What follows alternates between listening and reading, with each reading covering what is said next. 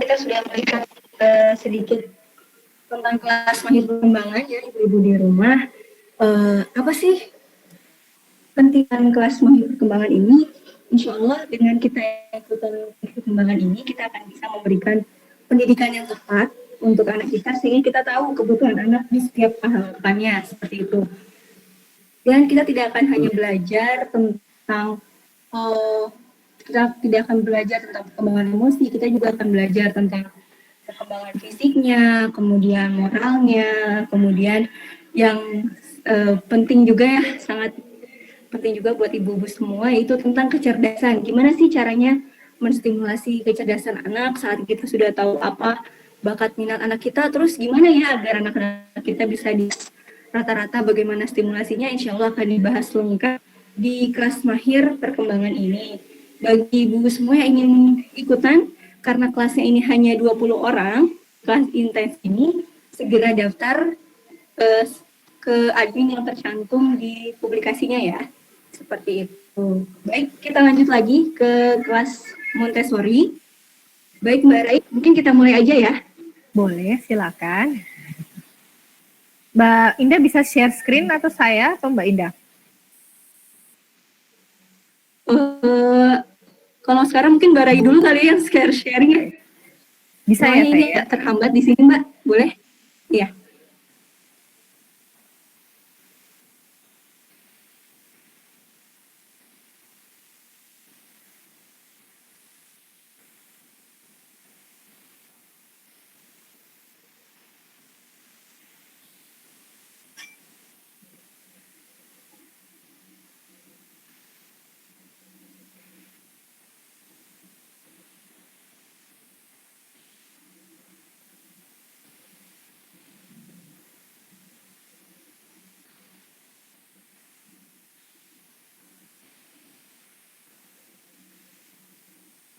Yes, alhamdulillah bisa ya. Baik, Mbak Rai, waktu dan tempat dipersilahkan. Bisa. Sudah terlihat jelas. Oh, di saya nggak terlihat jelas ya.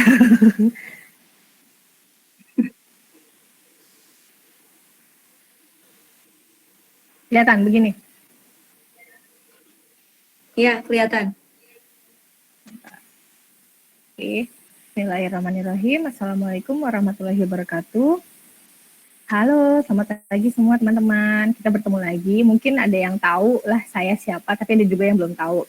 Kalau saya itu sebenarnya dulu backgroundnya PAUD, terus mendalami ilmu Montessori, dan akhirnya bisa menjalankan sedikit, atau bukan menjalankan sih, mempraktekkan sedikit demi sedikit untuk anak saya. Dan dari sinilah saya seringkali untuk men-sharingkan bahwa bisa sekali loh untuk bisa mempraktekkan dengan cara Montessori, walau dengan peralatan seadanya. Dulu saya seadanya, tapi dengan seiring berjalan, saya akhirnya menerapkan seutuhnya gitu. Tapi apa sih yang harus diterapkan gitu? Apa sih yang harus kita ketahui sebelum kita menerapkan cara bermain dengan ala-ala Montessori gitu? Yang kita perlu pahami di sini adalah siapa dulu sejarah. Kita kenal dulu siapa sih Maria Montessori ini gitu.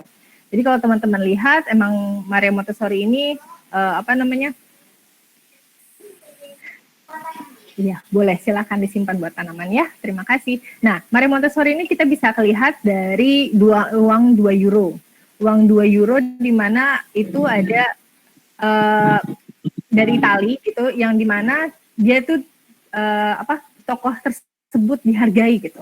Dihargai, dikenal sampai sekarang, sosok ini dikenal sampai sekarang tahun 2020, padahal dia lahir tahun tahun 1870-an gitu. Jadi sudah 150 tahun lebih dia lahir dan masih diperingati kematiannya gitu dengan harga uang 2 euro Itali gitu.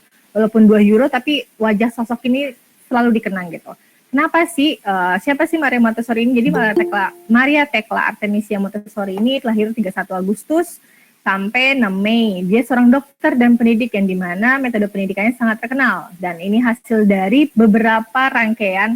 Jadi itu metode itu tercipta karena ada beberapa rangkaian uji coba. Bukan uji cobanya sebuah eksperimen ya, tidak. Dia belajar banyak hal, beliau belajar banyak hal tentang tingkah laku anak, perkembangan anak, pedagogi, ilmu pendidikan, ilmu macam-macam dan psikologi. Dan akhirnya dia menerapkan kepada anak-anak yang berharap waktu itu zaman dahulu kala tuh anak-anak itu di Italia itu anak itu belajarnya itu klasikal, teacher centered banget gitu. Nah, disinilah Maria Montessori menerapkan hal yang berbeda gitu.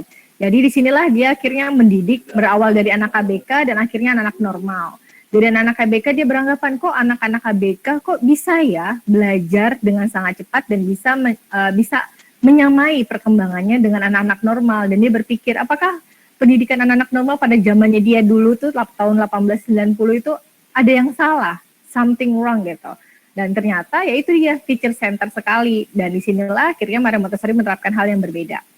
Jadi disinilah pendidikan anak-anak ini adalah sejatinya itu sebuah metode yang bersifat ada pengasuhan, ada pengajaran, di mana memang ada pola asuh yang berlandaskan dengan cara filosofi Montessori tersebut.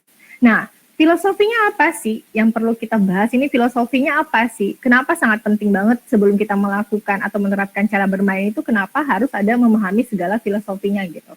Nah, filosofinya di sini adalah kalau teman-teman ini lihat nih, Maria Montessori memang menciptakan, dan lalu kemudian kalau lihat filosofi di sini kita bisa lihat dulu anggapannya dari gambar tanaman ini. Teman-teman bisa lihat, sejatinya memang anak ini sudah memiliki fitrah alamiah dalam dirinya sebagai potensi sejatinya gitu. Dan potensi ini akan tumbuh berkembang jika kita sebagai orang dewasa mengasuhnya, memahami hal tersebut dan membantu potensi itu semakin tumbuh berkembang dengan selayaknya seperti benih ini. Gitu. Benih ini adalah bibit ini adalah anak-anak kita. Benih kita tanam ini adalah cikal bakal anak tumbuh itu dalamnya sudah ada fitrah anak dalam benih ini. Namun untuk merawat benih ini agar makin tumbuh dan berkembang, apa yang harus apa yang harus kita siapkan dalam lingkungannya? Teman-teman bisa catat, kira-kira apa sih yang dibutuhkan tanaman ini akan tumbuh berkembang gitu?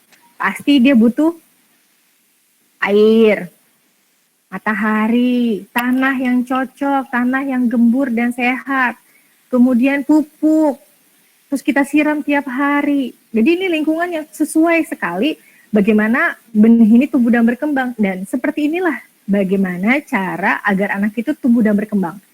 Kita menyiapkan lingkungannya. Kita menyiapkan lingkungan yang positif. Kita menyiapkan lingkungan yang benar-benar menumbuhkan minat tumbuh dan perkembangan anak sesuai dengan milestone-nya. Bagaimana caranya menyiapkan lingkungan tersebut? Apa yang harus kita pahami dulu gitu? Bagaimana menyiapkan lingkungan tersebut supaya lingkungan itu cocok buat anak? Yang perlu kita pahami apa di dalam kegiatan Montessori gitu. Jadi kalau di dalam filosofi Montessori itu ada hubungan tiga ini. Hubungan anak, lingkungan, dan orang dewasa. Sering kali kalau ini sering aku bahas, kalau di kelas belajar Montessori bersama saya itu sering aku bahas, ini penting banget. Kenapa? Tiga bagian ini penting, saling bersinggungan. Karena dari sini tuh ada bagian hubungan dinamis antara anak, lingkungan, dan orang tua. Anak memiliki hubungan dinamis dengan lingkungan, dan lingkungan memiliki hubungan dinamis dengan dewasa.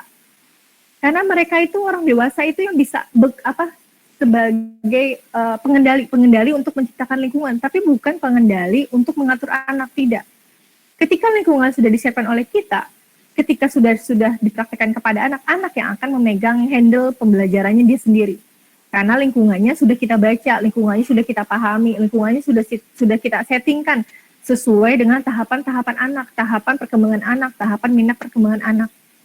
Jadi penting banget di sini adalah bagian dinamis ini, kita lah yang menciptakan lingkungan tersebut.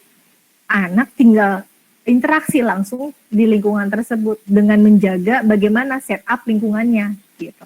Jadi penting banget bagian di sini tiga hubungan ini, hubungan dinamis antara anak, lingkungan, dan orang dewasa. Jadi anak akan belajar langsung dengan lingkungannya, anak akan memiliki kendali langsung terhadap lingkungan pembelajarannya. Bukan dari orang dewasa, bukan orang dewasa yang akan mengatur-ngatur, adek kamu belajar ini, enggak gitu. Jadi ketika kita sudah setting up lingkungannya, ketika kita sudah membuat permainannya sesuai dengan minatnya, anak akan dengan sendirinya akan terinteraksi, anak dengan sendirinya akan belajar, anak akan sendirinya akan minat tumbuh kembang untuk dia naluri dalam dirinya itu fitrah natural learn to discern itu akan tumbuh.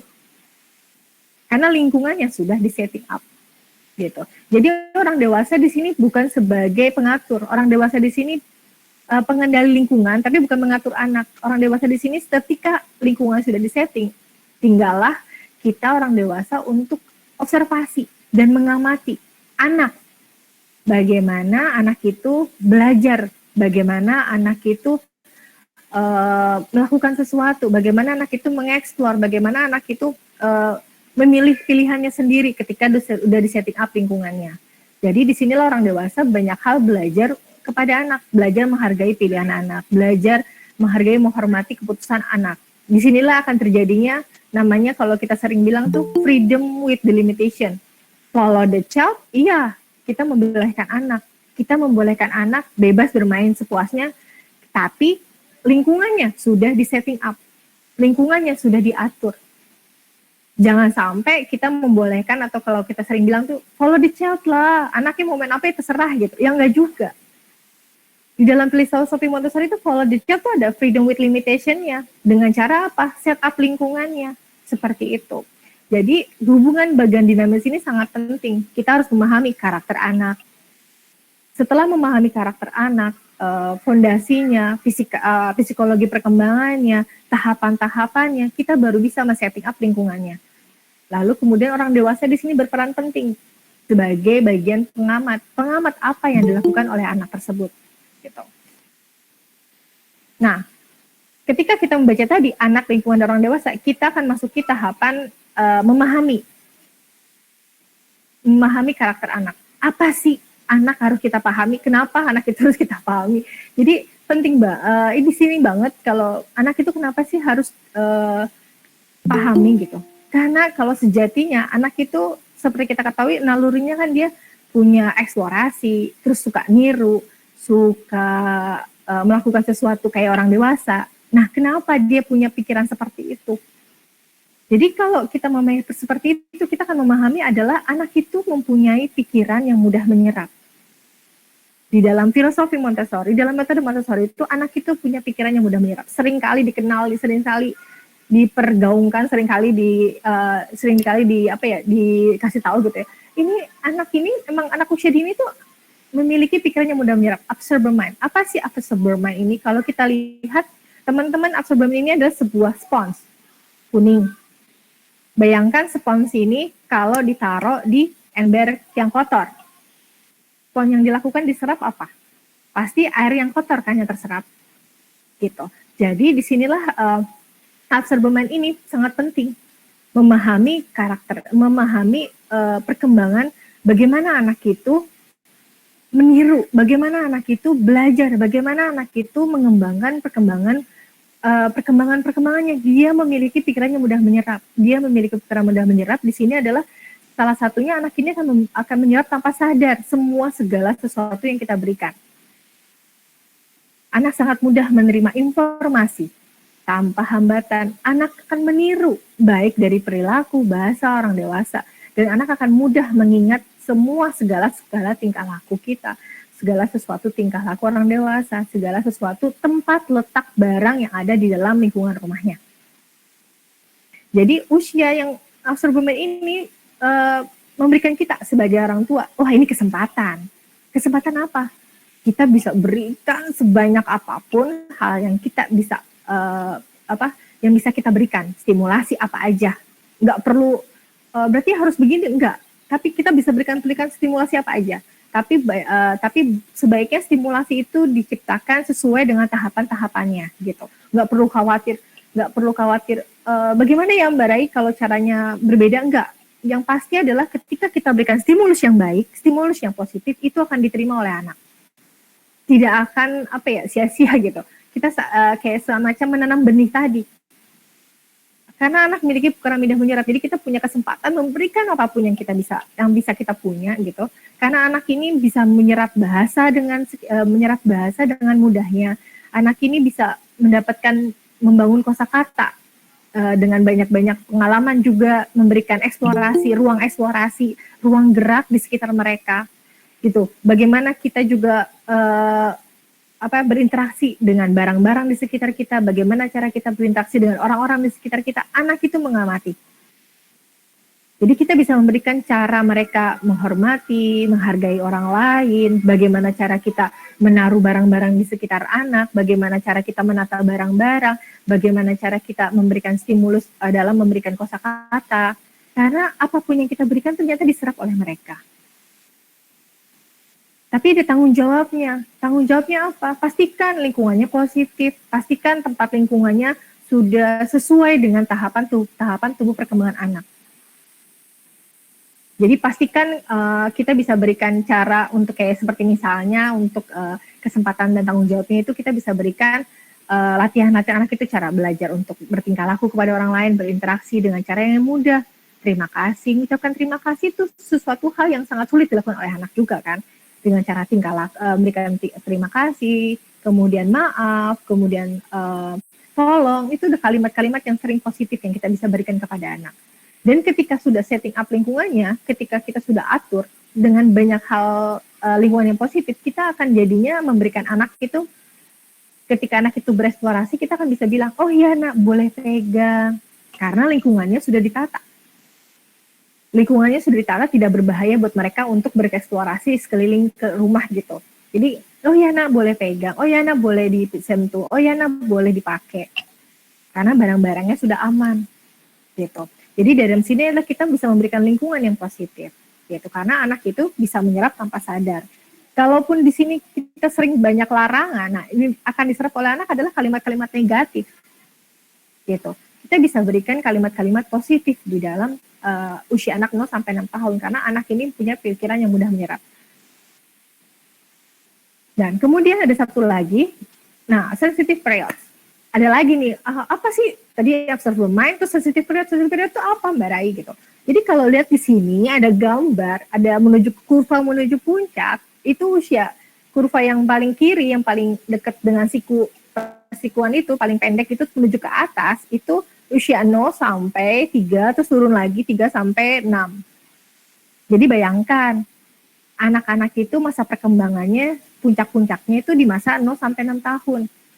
Kita harus memahami apa sih yang terjadi di usia 0 sampai 6 tahun ini, masa sensitif apa yang mereka dapatkan gitu. Dengan kita memahami masa sensitif ini, kita juga dapat memahami permainan-permainan yang sesuai dengan masa sensitifnya dia, masa sensitif anak. Apa sih masa sensitif anak itu? Bisa kita lihat di sini ada masa sensitif to indra, sensitif to keteraturan, sensitif benda kecil, sensitif gerak, sensitif bahasa, sensitif sosial.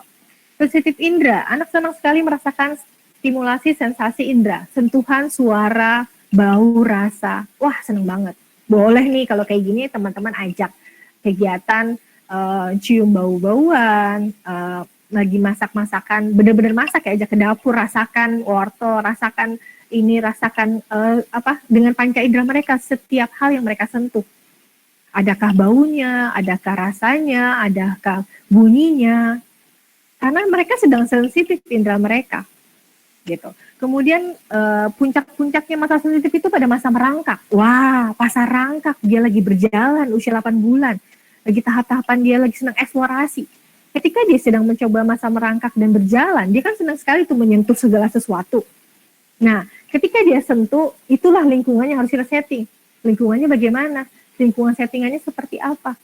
Oh, hindari barang-barang yang tajam, hindari barang-barang yang mudah ditelan oleh anak. Sehingga ketika dia menyentuh, ketika lagi ngerangkak dengan panca inderanya, terus dia nyentuh, dia pengen coba ngerasakan, itu tidak berbahaya buat dia. Gitu. Itu kita memahami hal seperti itu. Kemudian adalah kedua, masa sensitif keteraturan. Nah, keteraturan ini adalah anak itu memang sensitif terhadap keteraturan. Teman-teman bisa ceknya tuh kayak semacam teman sendiri deh, kita sendiri sebagai orang dewasa. Kita punya pola ritme kan, jam berapa kita makan, jam berapa kita belajar, jam berapa kita kerja, jam berapa kita akan beres-beres rumah, jam berapa kita bangun. Itu teratur kan, jam setiap hari di hari. Anak-anak seperti itu. Bisa bayangkan di dalam perutnya, dalam masa kandungan, anak itu sudah merasakan keteraturan. Keteraturan apa? Denyut nadi ibunya, keteraturan air mengalir makanan, sari-sari makanan ketika ibunya makan. Dan keteraturan itu membuat di dalam pikiran anak itu, di dalam bayi itu, masih dalam perut kandungan itu merasa aman. Hal-hal seperti itu kan buat rasa aman. Dan ketika anak itu lahir ke dunia, anak itu merasakan suasana ketidaknyamanan kan. Maka dengan cara apa kita memberikan rasa aman? Trust, berikanlah trust. Kalau kita menganut prinsip dari Erik Erikson, trust itu di usia 0 sampai 18 bulan. Kita membangun kepercayaan di dalam diri anak. Anak-anak itu gak percaya ini ibunya, ini ayahnya, ini rumahnya, karena dia lahir di dunia. Gitu, di luar dunia yang merasa mereka tidak aman. Nah, ketika merasa tidak aman, ya mereka kan membangunkan ritmenya seperti apa. Kita bisa cek, teman-teman bisa juga cek, ingat-ingat refleksi anak itu ketika bayi. Teman-teman bisa ingat, oh iya, kalau ketika bayi kan polanya udah teratur ya. Bangun tidur dia nyusunya jam berapa, kemudian jam 3 jam lagi dia kan nyusu jam berapa. Nah, itu adalah pola keteraturan. Yang membuat keteraturan itu berubah adalah kita orang tua kan, yang jadi akhirnya kamu harus ikut ibu gitu, kamu harus ikut orang tua aturan-aturannya, padahal anak itu sudah punya pola ritme semenjak dia lahir, jam berapa dia nyusu, jam berapa dia makan, itu sudah teratur polanya. Kita memahami hal tersebut, anak itu memang ternyata menyukai keteraturan di dalam dirinya. Dengan cara memahami hal tersebut, nah kita disinilah men-setting lingkungannya dengan memahami hal tersebut, dengan memahami masa sensitifnya yang sangat teratur. Gitu. Jadi sensitif teratur ini sangat penting banget ke dalam diri anak. Kita bisa mentata letak-letak barang, kita bisa mentata mainan-mainan barang yang seperti masanya dia akan tahu letak barang itu di mana, letak tempat itu di mana, karena anak tahu bagaimana barang itu akan dikembalikan sejatinya seperti itu. Yang membuat hal itu tidak terjadi karena rumah kita mungkin masih berantakan, rumah kita mungkin belum tertata. Sehingga anak itu juga bingung, ini mau ditaruh kemana Bu? Gitu. Padahal sejatinya anak itu punya fitrahnya tuh keteraturan. Gitu. Kemudian yang berikutnya adalah anak itu sensitif benda kecil. Anak senang sekali mengamati benda-benda kecil, melatih daya konsentrasi dan kemampuan observasinya. Jadi bisa kita lihat di sini memang anak itu senang sekali ya mengamati benda-benda kecil. Bisa kita lihat ketika anak itu berjalan, gitu, keluar, terus dia berhenti. Dia ngamati sesuatu. Padahal kalau lihat dari sudut pandang anak, kita bisa lihat, oh adik sedang mengamati. Tapi yang bisa terjadi sehari-harinya, ayo deh cepetan jalannya. Bisa jadi kan seperti itu. Padahal ketika dia berhenti, momen itu adalah hal anak itu mungkin sedang mengamati benda-benda kecil. Atau melatih daya konsentrasi dan kemampuan observasinya.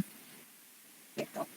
Dan kita akan tahu, dan jadi anak itu ada hal-hal yang kita patut mengetahui sudut pandang anak. Kita harus belajar memahami kenapa anak ini berhenti, kenapa anak ini diam. Bisa jadi anak itu sudah mengamati sesuatu hal yang menarik dalam minatnya. Bisa jadi dari sana kita bisa membuat permainan-permainan yang berhubungan dengan benda-benda kecil. Gitu. Kemudian sensitive period. Sensitive period itu dalam bergerak. Nah, memang sejatinya anak itu suka bergerak, eksplorasi kan ya. Apalagi anak baru bisa berjalan, akan muncul dia kesana kesini kemari gitu, berjalan lari kesana kesini gitu. Dan puncak-puncak masa bergerak itu di usia 2,5 tahun sampai 3 tahun. Jadi 2 tahun 3 tahun tuh ketika anak itu masa-masa lepas kalau dibilang sih masa terasnya lepas, masa susuannya lepas gitu, dia itu akan mulai lepas bebas, itu akan eksplorasi banget. Masa puncaknya tuh di usia 2,5 tahun.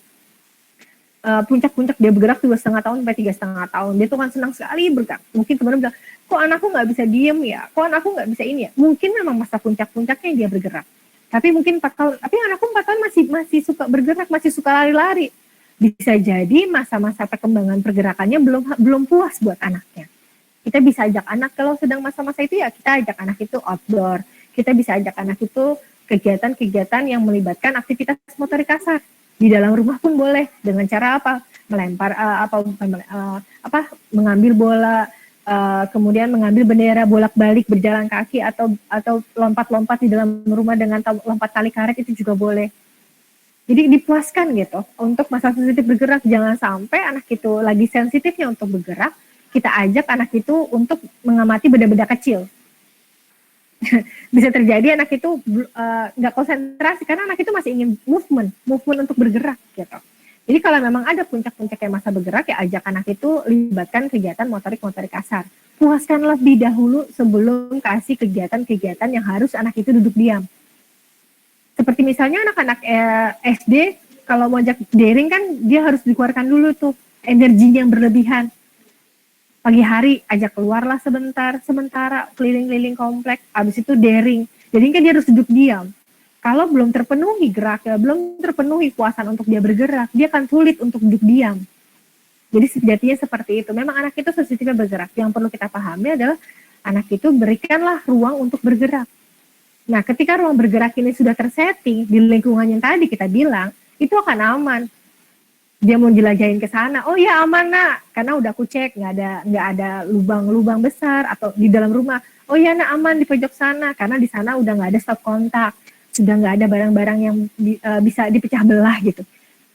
Kalaupun ada, mesti bilang hati-hati ke anaknya. Anak ini ada barang pecah belah di sini, kasih tahu aja. Ade boleh pegang, ade boleh coba bawa, ade boleh coba ini.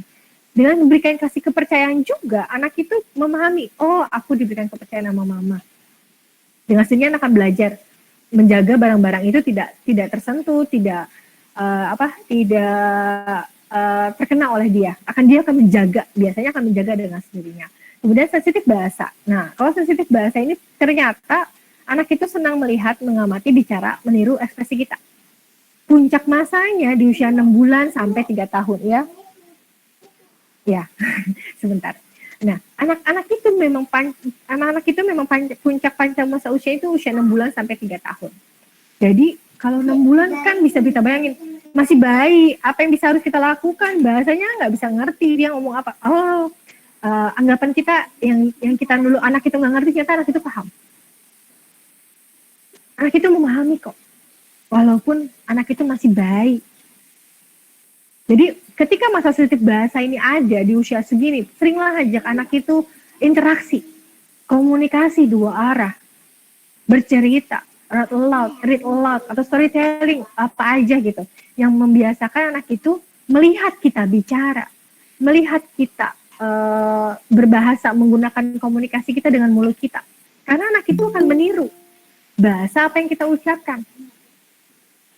Jadi bayangkan kalau anak lagi sensitif bahasa ini, anak ini sering kita kasih layar. Di layar kan anak itu nggak bisa lihat bicaranya seperti apa. Yang akan terjadi adalah speech delay. Karena anak itu tidak bisa melihat bagaimana suara mesin itu bisa bicara. Suara akan terdengar tapi tidak melihat bagaimana mesin itu bisa bicara. Jadi seandainya kalau itu terjadi, ya itu dia gitu. Jadi ada anak itu sensitif bahasa. Yang sering kita lakukan apa? Ya ajak anak itu bicara, ajak anak itu ngobrol. Walaupun dia masih bayi, ternyata walaupun usia bayi dia bisa menyerap. Tadi ingat lagi, observer mind. Apapun yang kita berikan itu tidak akan sia-sia. Itu akan terjadi ledakan bahasa di masa-masa usia yang 2 tahun, dia akan muncul semua bahasa yang dia keluarkan. Yang semua kita pernah ceritakan. Gitu. Jadi nggak akan pernah sia-sia. Jadi harus sering ajak main, harus sering ajak read aloud, sering ajak storytelling. Karena ternyata apapun itu diserap oleh anak kita gitu. Jadi pas usia 1,5 tahun tuh akan muncul perkembangan bahasanya, atau kata Gilang itu namanya ledakan bahasa dengan sendirinya. Karena anak itu sering melihat kita bicara, sering melihat kita menggunakan bibir kita. Disitulah anak itu akan melatih kemampuan keterampilan berbicaranya. Yang pertama memang kalau kita lihat tahapan-tahapan keterampilan berbahasa, yang pertama adalah ditumbuh kembangkan itu ditumbuh kembangkan itu ada keterampilan mendengarkan. Itu adalah nature, kemampuan alamiah untuk anak. Nanti kalau bahas lebih dalam nanti ada bahasanya di area language gitu. Kalau teman-teman ikut belajar bareng gitu, itu akan memahami, wah ternyata nggak akan sia-sia gitu. Kemudian sensitif sosial. Nah, anak sensitif sosial ini berbeda ya. Dia akan muncul 2,5 tahun. Kenapa muncul 2,5 tahun? Bisa kita bayangkan tadi masa trust tadi. Anak usia 0 sampai 2 tahun itu, anak itu sedang membangun fondasi kepercayaannya terhadap lingkungan kecil rumahnya, ayah ibunya. Jadi subhanallah ya, kalau ini berhubungan dengan masa menyusui, kenapa harus 2 tahun? Karena 2,5 tahun itu anak itu udah muncul masa egosentris. Anak itu akan muncul pemahaman lingkungan di luar sekitarnya, di luar yang lebih lingkupnya lebih luas lagi. Nah, 2,5 tahun inilah anak itu akan menunjukkan ketertarikan dengan interaksi sosial, tapi bukan menjadi langsung ya anak itu 2,5 tahun, ayo sana main gitu. Langsung kita dorong gitu di kerumunan, langsung anak itu langsung ayo sana main-main gitu. Padahal anak itu masa sensitifnya sosial tuh bertahap, nggak bisa langsung join. Bisa jadi anak 2,5 tahun tuh masih mengamati, masih melihat situasi kakak ini main apa, kakak ini main apa. Belum terjadi interaksi kayak semacam kerjasama, belum. Masih bermain sendiri-sendiri, kalaupun ada di kerumunan banyak itu anak kecil usia 3 tahun tuh kalau kita lihat perhatikan, itu anak itu malah main sendiri-sendiri, walaupun satu ruangan gitu. Anak ini main apa, tapi tidak ada interaksi kan. Itu kayak main sendiri-sendiri, solitary play-nya masih ada. Jadi anak akan menunjukkan ketertarikan sosial ini dengan cara bertahap, tidak langsung diajak lingkungan kerumunan luas, kok udah masa sensitif sosial, aku ajak keluar lah, terus kenalin ke teman-temannya lah gitu. Suruh ngobrol lah gitu. Enggak bisa seperti itu juga. Ada tahapan-tahapannya gitu. Yang bisa kita berikan aja apa? Berikanlah, ajak anak itu lingkungan yang lebih luas lagi, sering ajak ke rumah saudara, boleh, nggak apa-apa. Tapi perlahan, jangan sampai sana anak itu disuruh maksa, ayo sana main sama sepupu, nggak bisa. Kalau anaknya masih merasa aman dengan kita, oh ya udah nggak apa-apa. Hargai keputusan anak kalau anak itu belum bisa mau untuk interaksi. Bisa jadi anak itu lagi sedang mengamati, sedang menumbuhkan interaksi sosialnya. Nah, masa sensitif ini bisa kita pegang. Pegangnya pegang apa ya? Bukan sebagai bukan pegangan daun, bukan pegangan, maksudnya semacam pegangan kita, pedoman kita untuk bermain kepada anak-anak kita di rumah. Gitu. Karena anak ini punya sensitif ini seperti itu. Nah, yang perlu kita ketahui orang dewasa di sini nih, penting banget dari fondasi 3 bagian lingkungan tadi, anak, lingkungan, sama orang dewasa. Dewasa yang perlu kita ketahui, yang perlu kita ubah itu adalah mindset, cara pandang kita dari perspektif anak. Kalau bisa berikan kehadiran seutuhnya atau amat, dan kemudian give observation dulu. Jadi don't reaction. Jadi kalau bisa amati dulu apa yang mereka lakukan. Jangan banyak reaksi. Kalau lingkungannya sudah aman, tadi sudah tersetting, reaksinya itu akan semakin jarang gitu. Tapi kalau lingkungannya belum tersetting, situ ada satu kontak, situ ada situ ada gelas-gelas kaca-kaca yang sangat, apalagi rumah mertua ya, yang banyak berbahaya gitu. Nah, itu dengan lingkungan yang sudah disetting itu, kalau di rumah kita sudah tersetting, dia akan anak itu kan bisa akan apa ya? Menjaga lingkungan tersebut, akan tahu bagaimana cara berinteraksi dengan lingkungan tersebut, gitu. Dan ketika lingkungan sudah tersetting sedemikian rupa, kita akan banyak memberikan pembolehan. Boleh sentuh. Tadi aku bilang banyak kata boleh daripada kata jangan. Yang bisa kita lakukan memang harus banyak-banyak. Di sini sebagai orang tua banyak yang harus ubah sudut pandang kita. Apa yang dilakukan oleh anak sih?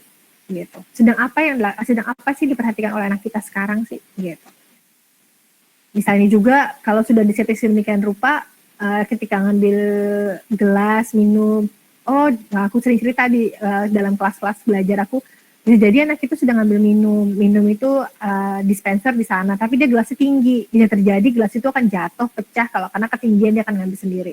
Seandainya kalau gelas itu ditaruh di bawah, terus kasih tahu anak ini letak gelas ada di sini, di bawah dia bisa digapai oleh anak kita, dia akan dengan sendirinya itu akan tumbuh tanpa sadar, itu akan tumbuh kemandirian di dalam diri dia akan ngambil minum sendiri. Dan juga kalau kita setting baju-baju, dia akan tahu letak bajunya di mana, letak sabun pakai baju mandinya di mana gitu. Jadi kita bisa berikan lingkungan yang sangat-sangat positif di sini. Yang bisa kita lakukan adalah ubah mindset. Banyak banget, susah sekali kalau kita bilang tuh ubah mindset. Susah Mbak Rai kalau ubah mindset. Nah, ubah mindset ini butuh proses. Prosesnya bertahap. Tapi yang bisa kita pastikan adalah amati dulu. Nah, jangan reaksi lebih dahulu. Itu dia. Nah, how to set up environments. Kalau dalam Montessori itu prinsip utama dalam Montessori itu yang penting banget mempersiapkan lingkungan. Lingkungan anak perlu disetting sedemikian rupa biar agar tumbuh kemandirian dan tanggung jawab dalam diri anak gitu. Kira-kira apa sih yang harus di set up?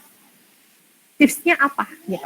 Nah, yang bisa kita pastikan adalah tips secara singkat ya untuk saya berikan pada teman-teman itu adalah ada tempat untuk semua barang. A place for everything and everything in its place. Segala sesuatu yang dimainkan atau digunakan oleh anak memiliki tempatnya, wadahnya. Artinya apa yang selalu dibutuhkan oleh anak itu sudah tersedia tempatnya di mana. Dan mereka pun mudah untuk kembalikannya. kayak semacam tempat-tempat mainan. Kita kasih wadahnya, taruh tempatnya di mana, letaknya ditaruh di rak boleh, juga nggak apa-apa. Taruh di rak di bawah, di pojokan-pojokan, kalau nggak punya rak, taruh di pojok-pojokan dempetin dinding juga boleh, tapi sudah diklasifikasi. Ada tempat untuk semua barang. Jadi ada tempat untuk semua barang itu maksudnya adalah ketika dia bermain mobil-mobilan, ya itu mobil-mobilan aja.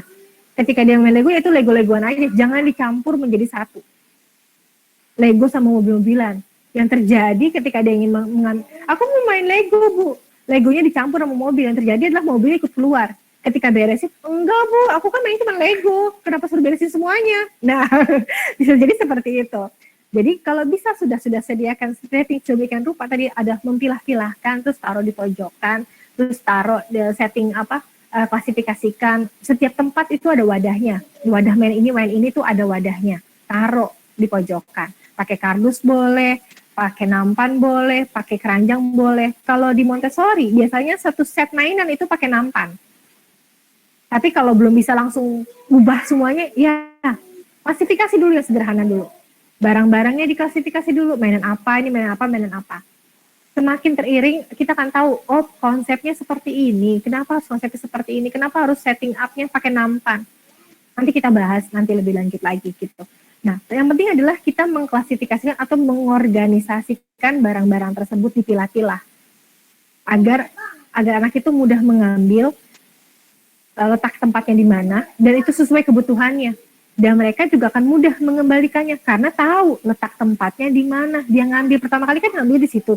Dia akan tahu ngambil kembalinya di mana. Tapi kalau masih dicampur mainannya, yang terjadi adalah anak itu susah mengembalikannya. Karena apa? Mainannya cuma aku mainin satu, tapi kenapa harus diberesin semuanya? Bisa terjadi hal seperti itu. Nah, kita untuk memudahkan mereka yaitu kita harus men-setting up mainan-mainannya juga, di-setting up. Taruh di rak, taruh di keranjang, boleh seperti itu. Lalu ukuran anak, kalau bisa ukuran anaknya mini child size gitu. Tempat menaruh barang tersebut itu mudah dijangkau, aksesnya mudah didapat. Semuanya ukuran anak, dari kursi, lemari, aktivitas ukurannya mini material. Kalau bisa seperti itu, kenapa? Itu salah satu dalam hal menghargai anak. Seandainya anak itu kita kasih tetap barang-barang yang ukuran besar kayak kita, yang terjadi adalah anak itu merasa frustasi. Aku mau coba kayak ibu pegang, tapi mainannya besar, tapi itunya besar. Jadi kayak misalnya di area practical life, kalau teman-teman bahas nanti area practical life itu kenapa mini child size? Karena ketika anak itu belajar menyendok, anak itu belajar memotong, aku mau coba kayak ibu, aku mau coba kayak ayah. Kita bisa berikan apa, fasilitasinya apa? Itu ukuran anak. Ketika dia mau coba ngaduk-ngaduk bikin susu, nah ukurannya anak, tekonya teko anak, gelasnya gelas anak.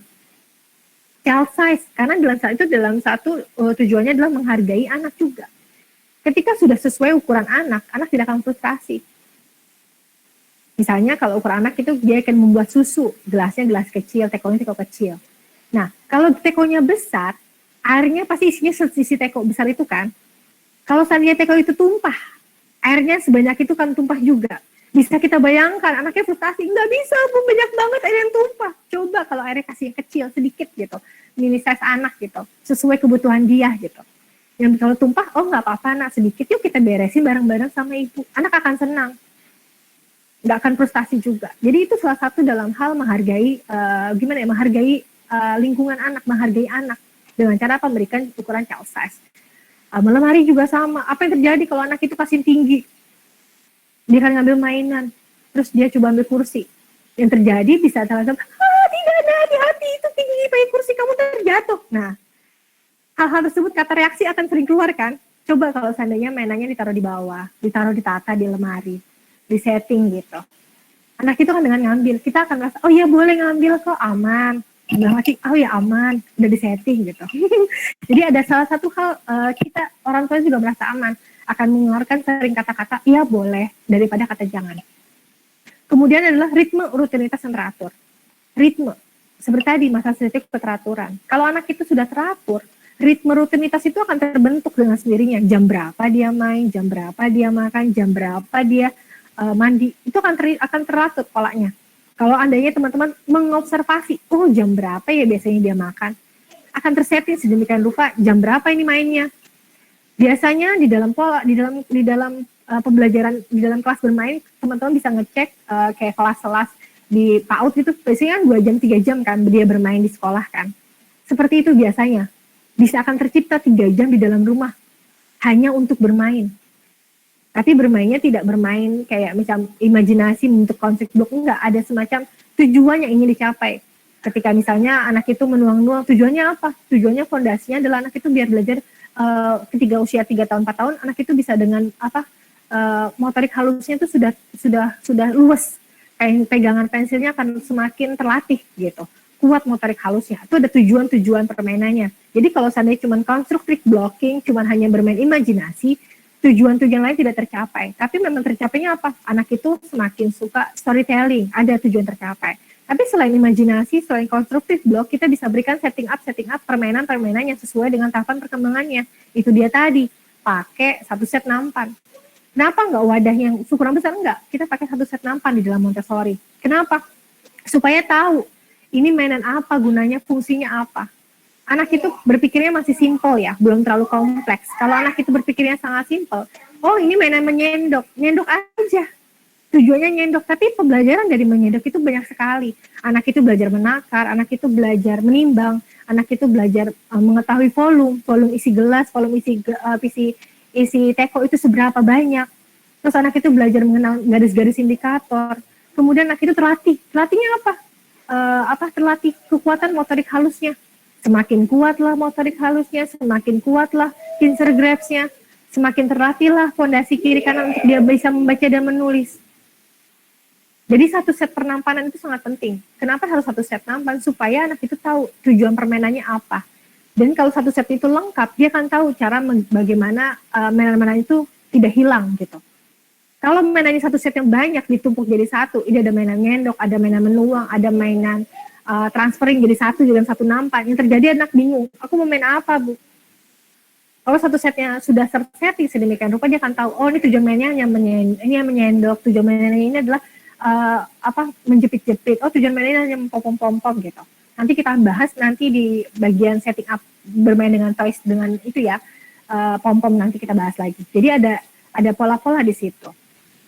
Ritme selain ritme rutinitas, jadi ritme tempat lingkungan teratur tadi. Jadi kalau ketika rutinitasnya sudah teratur, lingkungannya sudah teratur, dia akan dengan sendirinya menciptakan lingkungan yang sangat aman di dalam dan juga menumbuhkan kemandirian dan tanggung jawab serta fitrah naluriah belajar dengan sendirinya. Gitu. Oke, itu setup lingkungan. Kemudian adalah contoh aktivitas sederhana di rumah. Bisa kita lihat contoh aktivitas sederhana di rumah ini bisa banyak hal gitu ya, di dapur, membawa makanan, bisa dikasih contoh, misalnya, oh Dek, ada tamu, bisa tolong bantu bawakan ibu ini nampannya ke sana gitu. Karena anak itu sudah terbiasa membawa nampan di dalam satu set material Montessori gitu. Terus kemudian bawa makanan dari dapur ke meja makan, misalnya contoh bawa sayuran, udah disiapin sayurannya di meja, ini bisa tolong bawa ini ke meja dapur, dia akan membawa. Dilibatkan aktivitas kegiatan sehari-hari. Kemudian menyapu, mengepel, dengan salah satu menghargai hal tersebut, itu juga kita menghargai pilihan-pilihan mereka. Dengan hal tersebut juga bisa membantu pilihan-pilihan itu tersebut gitu. Jadi menyapu, mengepel, terus merapikan mainan, karena mainan sudah tertata rapi, sudah tersetting, terorganisir, terus tempat sapu di mana, tempat ngepel di mana. Ketika lingkungannya berantakan, dia dengan sendirinya akan menyapu. Percaya deh, akan dengan sendirinya menyapu, karena tahu letak sapunya di mana. Kenapa anak bisa menyapu? Karena dia meniru apa yang kita lakukan. Tadi lagi-lagi absorber mind. Absorber mind itu sangat diserap oleh anak kita. Apa yang kita lakukan, apa yang kita berikan, itu akan diserap oleh mereka. Nah, kemudian berikutnya adalah bisa juga ajak anak itu di dapur. Bisa juga anak itu kita bantu memilah-milah di laundry.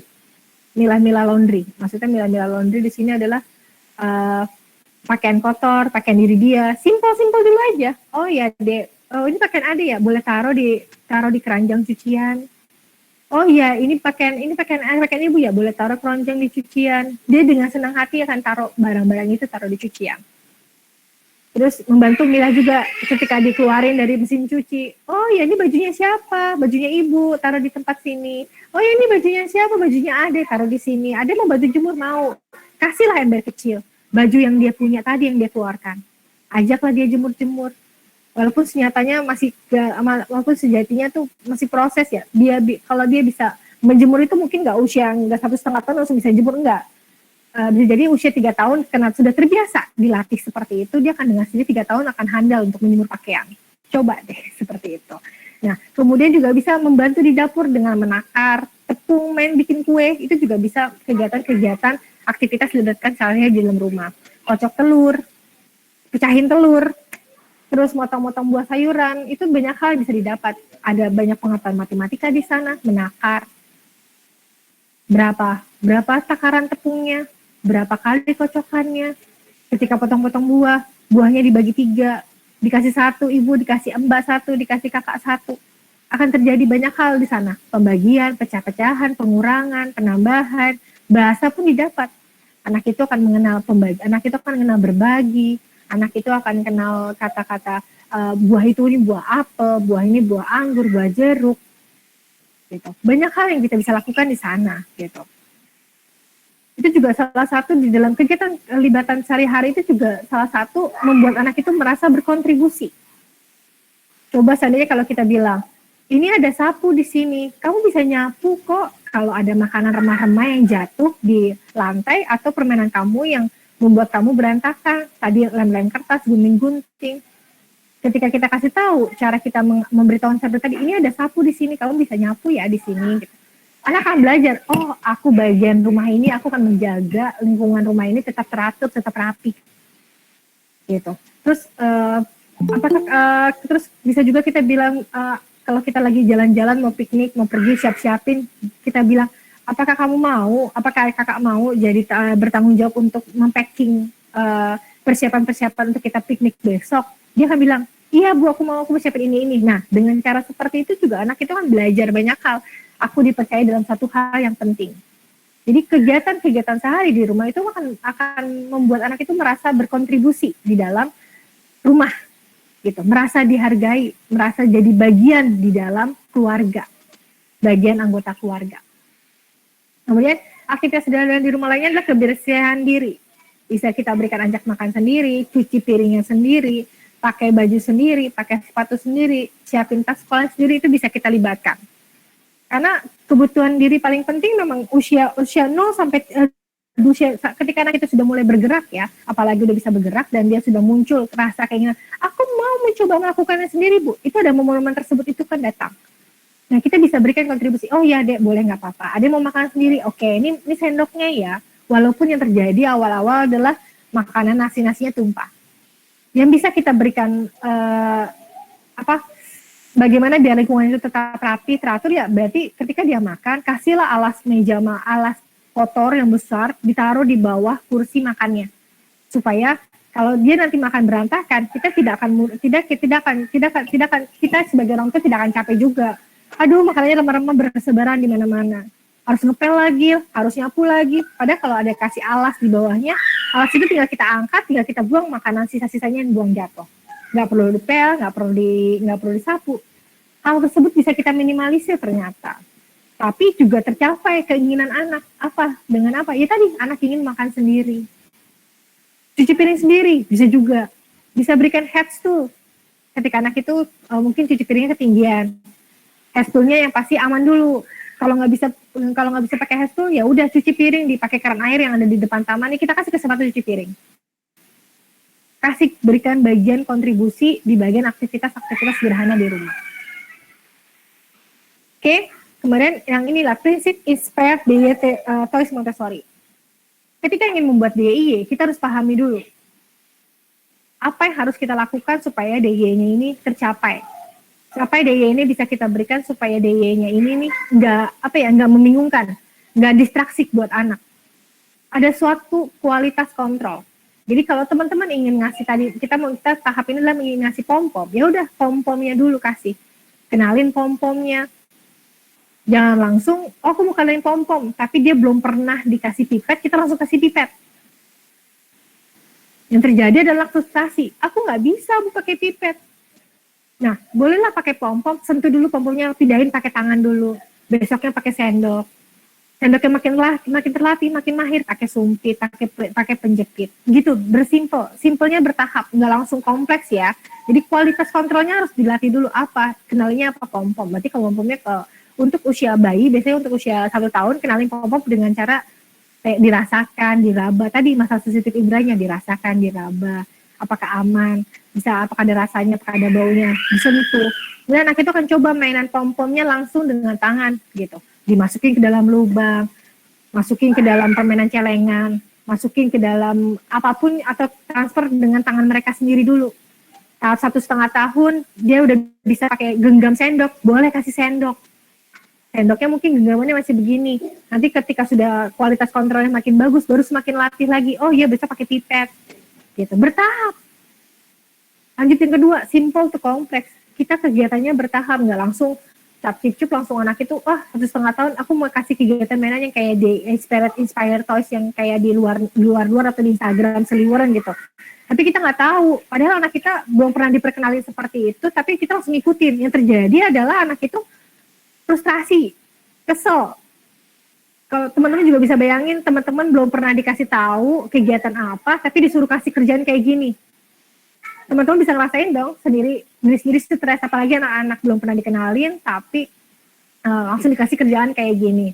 Nah, kita kasihnya adalah bertahap, simple, dari tahap dulu, tahapannya, simpelnya. Nah, kalau kasih pom-pom adalah ketika anak itu kenalin pom-pom, simpelnya adalah anak itu pakai tangan dulu, anak usia bayi atau usia 1,5 tahun, terus pakai sendok. Semakin terlatih dengan sendok, boleh naik level, pakai sumpit, naik level lagi, pakai penjepit, jepitan jemuran, pom-pomnya dijepit ke dalam jemuran, itu juga bisa. Tapi levelnya akan lebih kompleks, karena jepitan itu butuh koordinasi kekuatan jemari-jemarinya. Kalau jemari-jemarinya belum terlatih, tiba-tiba langsung kasih 1,5 tahun, bayi belum pernah dikasih, stimulus lainnya hal seperti macam sendok dan lain-lain, langsung kasih jepitan, yang terjadi anak itu merasa tidak bisa, dan kita juga merasa stres. Kok nggak bisa sih? Kenapa sih nggak bisa kayak di Instagram gitu, seliweran gitu? Mungkin anak yang di dalam Instagram itu sudah terlatih stimulus sebelumnya, makanya dia bisa jepit-jepit pakai jepitan jemuran. Jadi bisa kita berikan simple dulu. Besok aku mau coba kayak gini. Oke, kita kasih simpelnya. Tahapan simpelnya adalah dengan cara berikan pom-pom dengan tangan, pakai sendok. Karena sendok itu lebih mudah. Besoknya lagi naik level lagi, besoknya lagi naik level lagi. Di dalam Montessori itu fondasi itu sangat penting. Jadi nggak perlu terburu-buru ngejar-ngejar seperti kayak ngejar-ngejar seperti perkembangan hal yang terlewat itu langsung dikejar, tidak. Perlahan, pasti. Karena anak itu akan bisa dapat mengejar kok. Karena usia 0 sampai 6 tahun, kita percayakanlah pada anak kita. Kita amati. Yang penting lagi mindset kita apakah sudah memahami perkembangan anak kita gitu. Terus kemudian simple to kompleks. Jadi kalau tadi sudah bisa pakai, misalnya tahapannya sudah pakai pipet ya, pom-pomnya udah pakai pipet. Kompleksnya adalah kita kasih tahapan lebih kompleksnya lagi. Udah bisa transfer pakai pipet, cuma pindahin doang. Simple kompleksnya adalah pakai warna, mengklasifikasikan warna. Anak itu kan bermain tantangan lebih sulit lagi. Tadi udah transfer warna, besoknya dia kita kasih level lebih sulit lagi adalah pakai pindahin klasifikasi warna. Anak itu akan banyak berpikir bagaimana cara memegang pipet, lalu pipet yang ini diambil pom warna merah itu masukin ke wadah yang warna merah juga. Itu ada tahapan berpikir yang lebih kompleks gitu. Kita harus pahami dulu simple to kompleks yang ini dalam prinsip inspired behavior ini. Kemudian indirect preparation. Nah, di dalam Montessori itu indirect preparation itu sangat penting. Persiapan sebelum anak itu melatih skill. Jadi kalau anak itu ingin belajar melatih memegang sendok, belajar melatih megang pensil, bukan dikasih pensil terus-menerus. Tapi dikasih persiapan skill yang harus dilakukan sebelum memegang pensil. Seperti tadi menyendok, megang pipet, menggunting, meremas, merobek-robek kertas, menjepit, meronce, menjahit. Itu adalah kegiatan sebelum dia mencapai sampai tahapan pencil graph untuk pegang pensil. Gitu. Terus sudah kontrol of error-nya. Setiap mainan itu ada kontrol kesalahannya sendiri. Jadi nggak perlu kita koreksi. Ketika dia main, anak itu akan paham, ini adalah mengklasifikasikan warna merah ke merah, biru ke biru. Ada kontrol of error yang ingin kita pegang gitu. Terus konkret to abstrak. Adalah semua mainan-mainan itu adalah bersifat konkret lalu ke abstrak. Jembatannya adalah konkret dulu, baru ke abstrak. Ini apalagi di dalam area matematik gitu. Harus kenal dulu kuantitasnya dulu. 1 itu kuantitas berjumlah bendanya 1. 2 itu jumlah kuantitasnya 2 gitu. Baru masuk nanti lebih kompleks lagi ke hal-hal yang abstrak, simbol tertulis. Misalnya angka 1 ya angka 1 bentuknya seperti ini gitu. Itu adalah konkret ke abstrak. Nah, prinsip apa lagi, selain itu apa lagi sih? Cuman hanya ini sih sebenarnya 5 ini yang paling penting bisa kita pegang. Nah, apa sih yang bisa kita lakukan permainan ini? Nah, aku banyak contohnya di sini, let's make simple Montessori activities with pom-pom. Nah, yang atas ini adalah transfer aja, biasa. Simple, ini simple. Yang atas ini simple. Yang kompleks ini yang bawah. Karena anak sudah harus sudah mengenal warna, apalagi nanti sini pakai angka 1, angka 2, angka 3, angka 4 gitu. Itu lebih kompleks lagi gitu. Nah, apalagi permainannya banyak. Ini kalau teman-teman punya wadah telur bisa kita pakai ternyata. Kalau nggak bisa pakai pipet, pakai sendok. Kalau anaknya belum bisa pakai sendok, umur 1 tahun biasanya pakai jari. Dirasakan, disentuh. Lagi-lagi sensitif inderanya dipakai, nggak apa-apa gitu. Setelah anak itu puas megang pom-pom, anak itu akan mau pegang pakai sendok, pegang pakai jepitan gitu, pegang pakai penjepit ini gitu. Terus tahap simpelnya lagi, boleh simpelnya lagi ini yang pakai sendok, pom-pomnya pakai sendok, wadahnya wadah kaca, terus tuang transfer, atau yang pakai tempat apa ini kalau yang sebelah kanan ini pakai tempat agar-agaran, itu bisa dipakai, dikasih ke origami kertas, dipotong-potong, tempel-tempel, itu bisa jadi permainan hal. Satu set ditata seperti ini, supaya tidak terdistraksi dengan kegiatan yang lain. Satu set begini ditata, ditaruh di rak. Hal-hal seperti ini bisa kita lakukan. Kemudian adalah, ini menyapu, bisa juga kegiatan sapu-sapu, bisa juga pom-pomnya disebar di lantai, anak itu belajar nyapu, langsung. Boleh juga kayak gitu. Kemudian ini pakai, ini kertas dus, ini pakai dus, ini caterpillar, disusun. Simpelnya susun dulu, kompleksnya pakai pola, kartu pola, supaya anak itu ngerti pola urutan.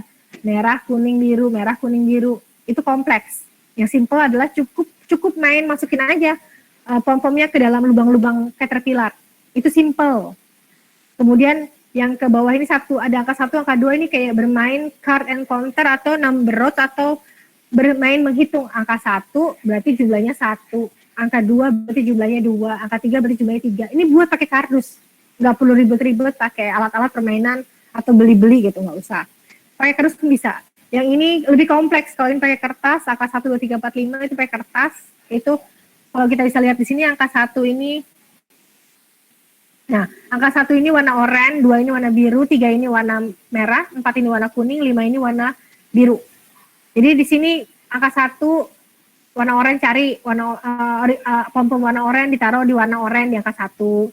2-nya warna hijau, berarti ambil pom-pom warna hijau ditaruh di angka 2. Ini lebih kompleks permainannya. Oke. Kemudian ini adalah ketika kita membuat LMA atau membuat SPL, sandpaper letter. Kita bisa ajak main-main kayak gini. Ini tempelnya pakai, jadi bentukin huruf H atau bunyi atau huruf apapun yang lagi ingin dikenalkan huruf kepada anak. Buatlah huruf lah di dalam situ cetak gitu, terus dikasih lem boleh, atau kalau aku lebih simpel pakai double tipnya dilepas. Terus ketika ajak main, coba dirasakan huruf-hurufnya ini. Apa yang dirasakan? Lengket, iya. Itu ada lengket-lengketnya. Cara mainnya seperti ini ya, pom-pomnya ditaruh tempel, tek, tek, tek, jadilah bentuk sesuatu huruf. Nah, dapat banyak hal, recognition-nya dapat, huruf dapat, rasakan sensasi dapat, ngikutin pola juga dapat, gitu. Itu adalah permainan-permainan yang sudah lebih kompleks ya, gitu. Kemudian adalah yang berikutnya, oh udah selesai, cukup permainan ini. Jadi banyak hal yang bisa kita lakukan dengan kardus. Nah sekarang kita akan bermain DIY dengan kardus. Kita akan membuat pohon besar dengan kardus. Pohonnya seperti ini. Tapi cukup 10 lubang aja. Kita pakai 10 lubang. Kita buat 10 lubang. Oke, teman-teman siapin dulu lubangnya. Kita buat pohon. Kardusnya disiapin. Tadi ada pertanyaan ya, aku tidak baca pertanyaan.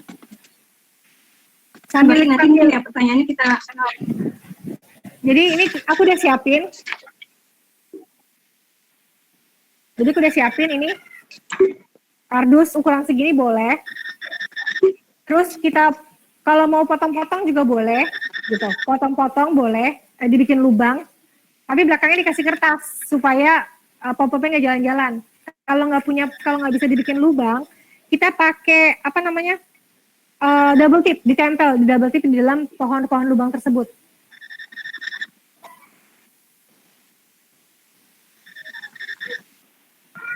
Oke, siapa yang sudah siapkan semuanya?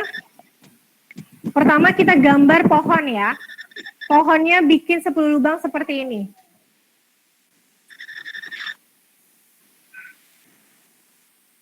Kok hilang lagi? Oh, hilang lagi deh. Sebentar.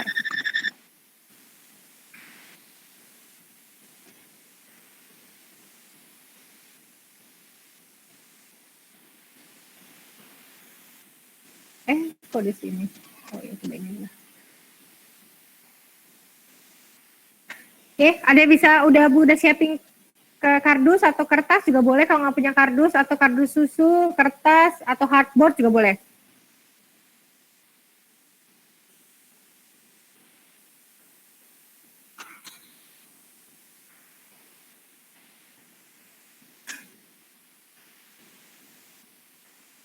Ada yang sudah siapkan? Gunting?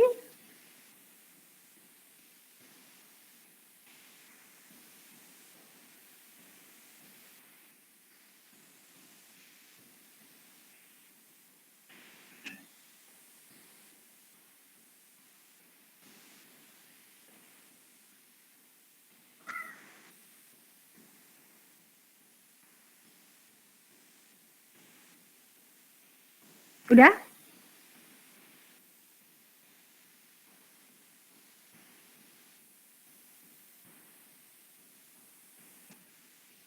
Jadi kita buat kayak gini. Tapi lubang-lubang ini cukup 10 ya, karena kita ingin mengenali kuantitas 1 sampai 10. Warnanya cukup kasih spidol warna hitam dulu. Gitu. Cukup warna spidol warna hitam dulu. Cincin pohonnya pakai spidol warna hitam. Nah, nanti adalah kita bisa main dengan ini, dengan cara lubang-lubangnya tadi diisi buat pom-pom. Apalagi pom-pomnya warna-warni.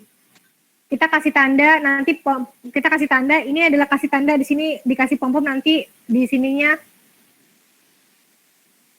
Jadi nanti di sininya, di pohonnya itu nanti, di sininya dikasih warna origami paper. Ini ada origami paper warna merah, tempelin. Berarti ada pom-pomnya, lubang-lubangnya warna merah ya. Ambil pom-pom warna merah di dalam lubang-lubang gitu. Nah, ganti lagi kertas origaminya warna biru. Jadi pom-pomnya nanti warna biru ya, di lubang-lubang pohon itu. Itu adalah klasifikasi satu permainan bisa banyak barang.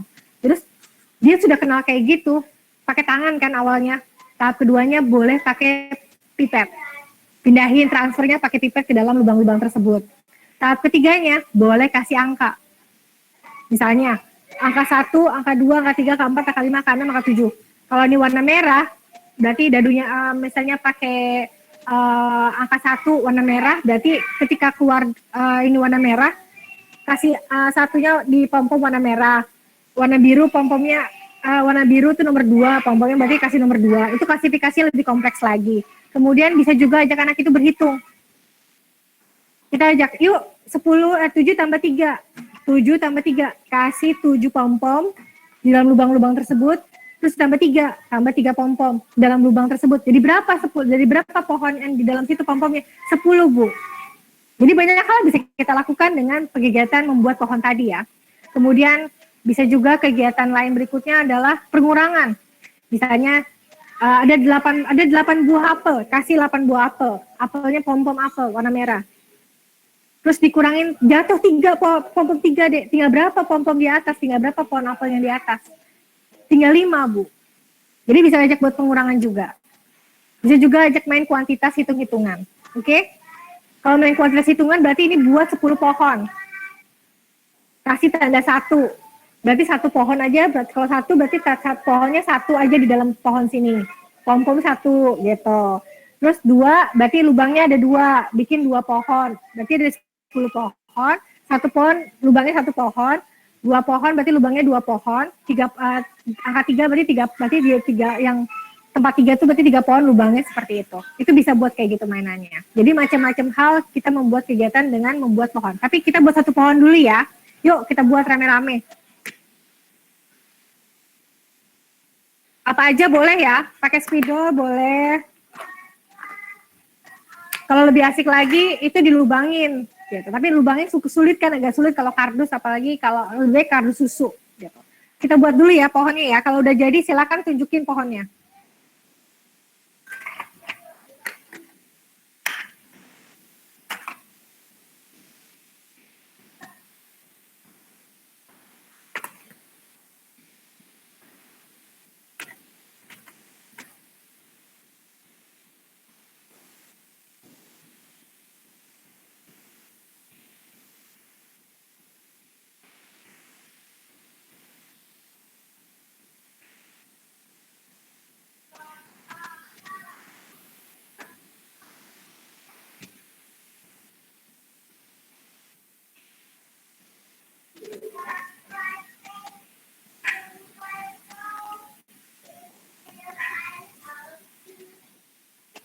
Oke, cuma gini doang, simple. Udah jadi kan? Jadi, nah ini kalau bisa dilubangin, lebih cantik. Tapi kalau nggak bisa, pakai double tip biar pom-pomnya nempel. Sekarang kita tempel pakai double tip atau pakai lem juga boleh. Atau pakai selotip juga boleh.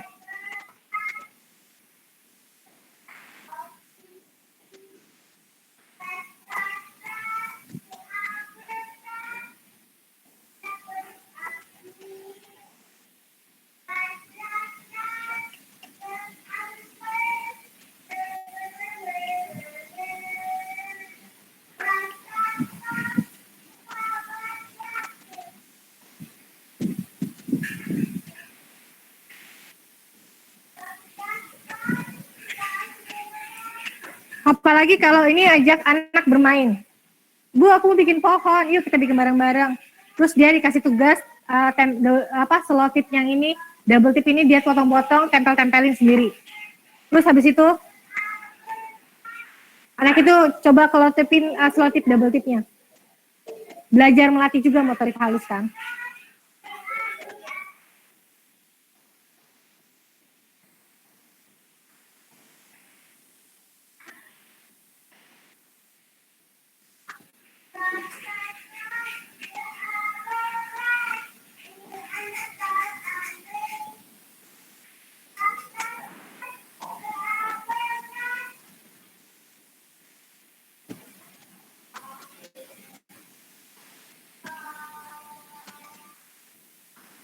Oke, udah jadi. Cuma simple kayak gini doang, udah jadi. Sekarang kita tata, ditaruh nampan. Kenapa? Dia anak itu tahu mainnya ditaruh nampan, supaya dengan begini ditaruh di rak, dia akan tahu. Dia kalau kembalikan ya, rapikan ya, dia akan tahu satu setnya apa. Karena nggak terlalu banyak bertumpuk di dalam sana, di dalam nampan, sehingga dia akan dengan mudah mengembalikannya. Taruh lagi di sini, terus dia akan kembalikan lagi ke tempat semula. Penting banget, makanya satu set per nampan itu penting. Kenapa?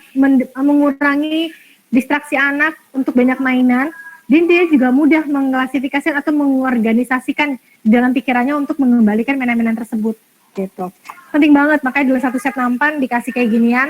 Oke, sekarang kita adalah ini pom-pom. Nah, cara bermainnya seperti ini. Aku mau kasih tahu cara bermainnya juga. Saya sambungkan dulu dengan HP saya ya. Tolong di-approve Mbak Indah.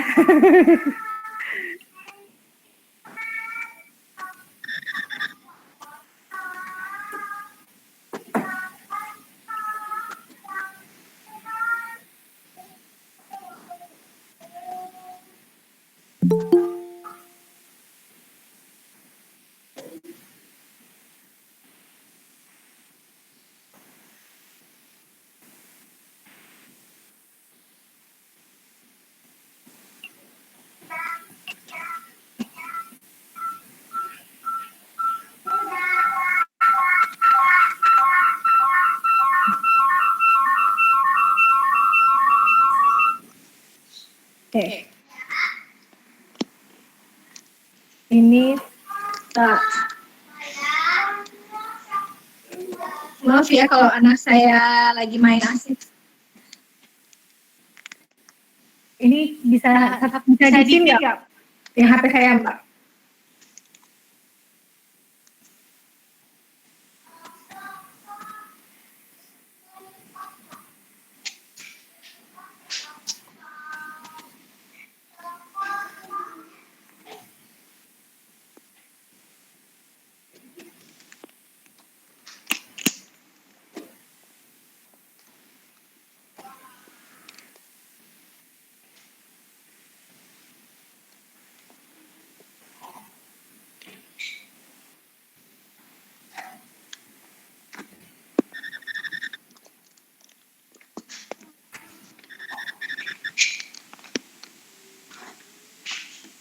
Jadi satu set kenampan ini. Jadi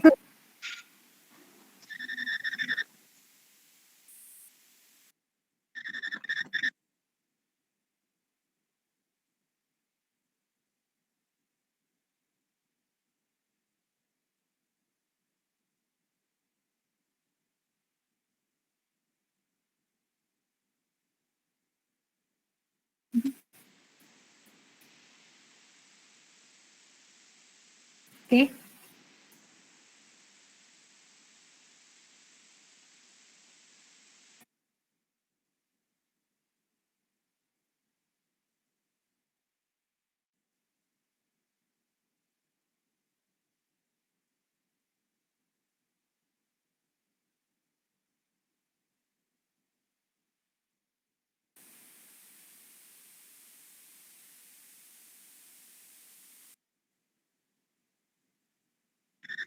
Hari Hilang.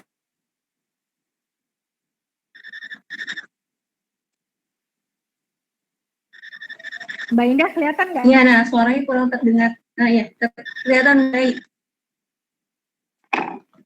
Oke, ini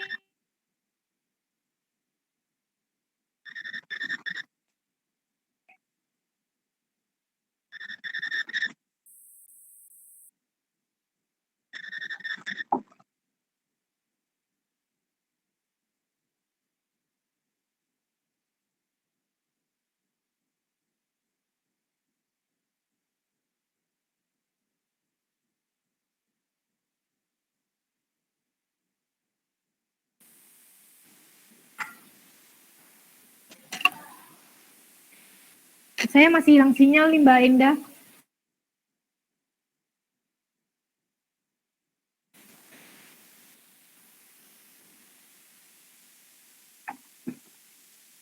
Ya Mbak Rai, gimana? Cek, halo? Ya. Halo? Nah, mendengar? Oke, Yap. ini adalah tahap simple to kompleks ya. One skill targetnya, one solution targetnya mau dicapai adalah hanya satu. Anak itu mengetahui letak-letak pola, letak-letak pom-pom itu akan taruh di mana. Ini tahap simple. Jadi hari ini kita akan bermain, jadi ini bawa mainannya satu set gini, terus gini, terus kasih jangan lupa pakai alas kerja. Kalau di Montessori pakai alas kerja. Gini. Habis itu kita ajak anaknya taruh di nampan begini. Oke. Adek, hari ini ibu akan ngajakin adek bermain dengan pom-pom dengan pohon yang ini tadi kita buat. Perhatikan dulu ya, nanti kan berikan ibu kesempatan untuk bekerja. Terus kita keluarin, terus gini. Nampannya ditaruh di sini. Adek perhatikan dulu ya. Bismillahirrahmanirrahim.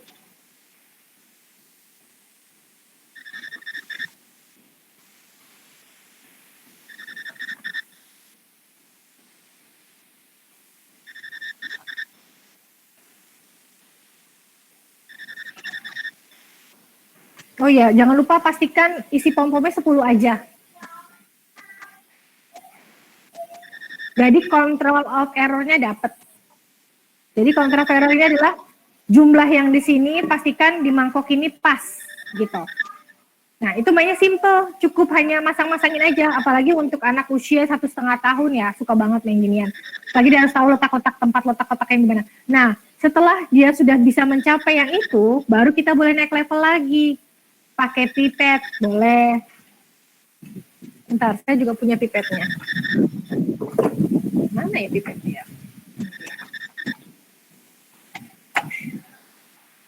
Pipet.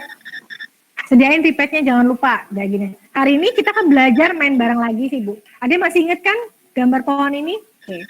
Sekarang Ibu mau gunakan pakai pipet. Ade perhatikan dulu ya.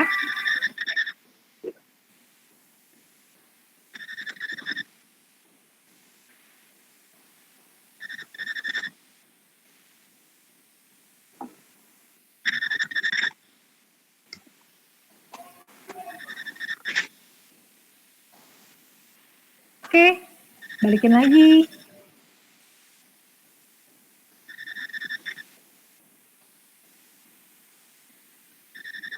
Mbak Rai, maaf mungkin waktunya tinggal 5 menit lagi nih. Ya, oke.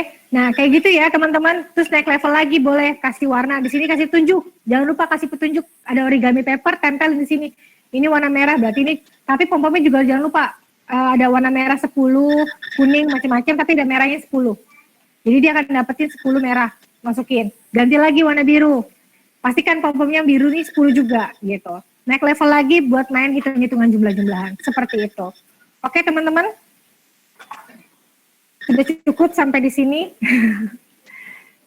Kalau masih ada pertanyaan, Aduh, asik banget ini belajar Montessori-nya. Mbak Rai, ini mungkin ini ada sedikit pertanyaan ya. Kita jawab pertanyaan dulu di lembar chatnya. Ada 2 pertanyaan nih. Yang pertama, adakah buku referensi untuk mengetahui tahap simple to complex, terus kemudian konkret to abstrak dan sebagainya? oh, nggak ada sih Mbak, tapi kita harus memahami sendiri di sini. Jadi tahap simple tuh kayak gimana sih pemahamannya gitu. Tapi kalau ada buku-buku panduannya boleh buku baca punya Jarah Zahira ya. Dia punya buku yang apa yang kelas bermain ke apa yang Montessori yang 0 sampai 3, 6 3 sampai 6 itu ada penjabaran aktivitas-aktivitas dari simple ke kompleks kok. Oke, makasih Mbak Rai jawabannya. Next pertanyaan terakhir ini dari Bu Nikmatun Hoiriah. Bagaimana tips agar anak tidak melempar mainan? Oke. Bisa kita pahami anak ini melempar mainan usianya berapa tahun dulu? Boleh saya tahu usianya berapa tahun dulu? Oh, 2,5 tahun, masih wajar. 2,5 tahun. Masih wajar ya Mbak, 2,5 tahun anak itu masih kegiatan gerak. Tadi ingat lagi bergerak. Berarti dia ingin melempar sesuatu. Kalau kita membaca sudut pandang anak, melempar berarti boleh kita arahkan, Dek, yuk, Ade masih mau lempar-lempar. Yuk, main di luar, Ibu ajak main lempar-lempar bola. Yang boleh dilempar, bola. Kalau mainan, kita mainnya di bawah sini. Kalau Ade masih melempar-lempar, yuk, ajak main lempar bolanya yuk, di luar, gitu. Jadi kalau kita pahami di situ, anak itu lagi memahami kebutuhan geraknya untuk motorik lengannya ini untuk bergerak. Lempar-lempar. Bisa kita bilang, mainan ini tidak boleh dilempar-lempar. Kalau Ade mau lempar-lempar, Ade mau main lempar bola, main sama ibu di luar, seperti itu Mbak. Apakah sudah diajak main bola? Apakah lagi kegiatan kayak gitu sudah pernah diberitahukan seperti itu untuk bermain bola Mbak Nikma? Nah, sudah pernah, lakukan lagi. Bisa jadi melemparnya masih belum puas. Terus boleh kita sounding terus-menerus bahwa mainan yang ini tidak boleh dilempar. Kalau sudah dilempar akan berbahaya untuk adik dan kakak atau ibu atau ayah.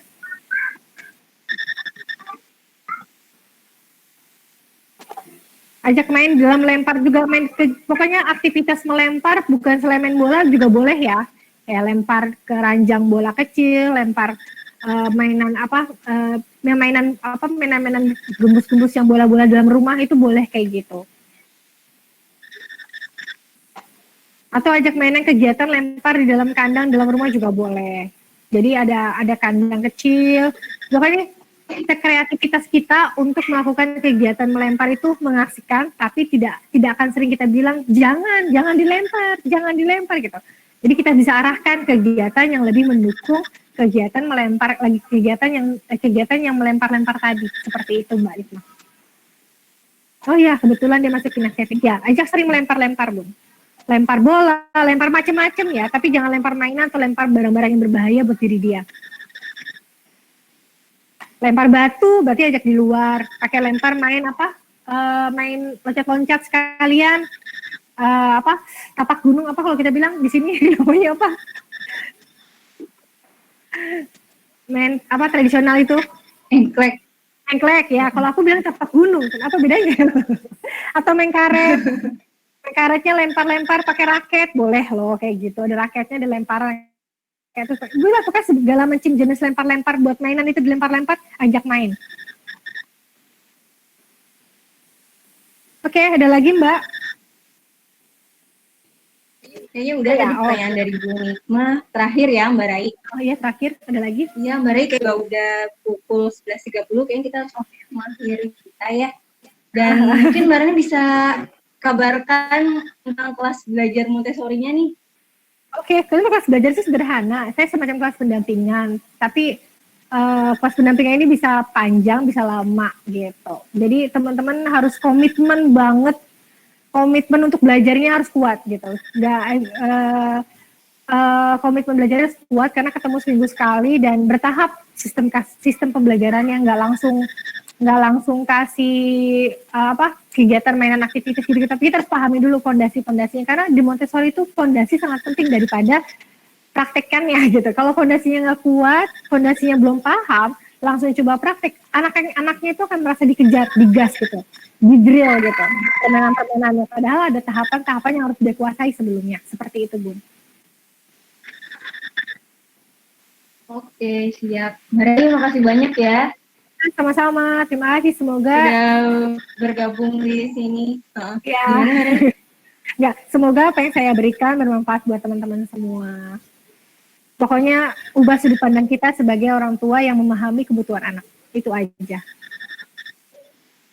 Iya, baik. Terima kasih banyak Mbak Rai sudah bergabung. Insya Allah mungkin nanti ke depannya kita bisa kerjasama lagi ya tentang Montessori, pembahasan Montessori lebih lanjut ya. Insya Allah. Iya, baik teman-teman.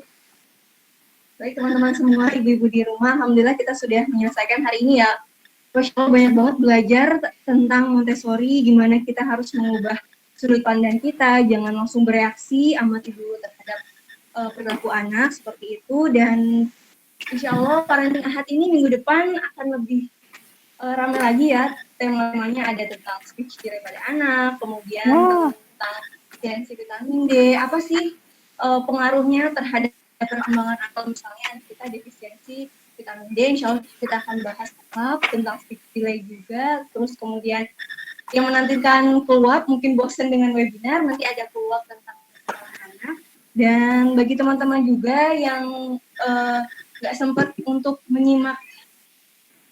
baru menyimak sedikit ya tadi, mungkin bisa langsung, nanti kami akan share YouTube-nya tentang Montessori di rumah ini. Di akhir acara nanti bisa langsung lihat di grup WhatsApp Parenting Plus.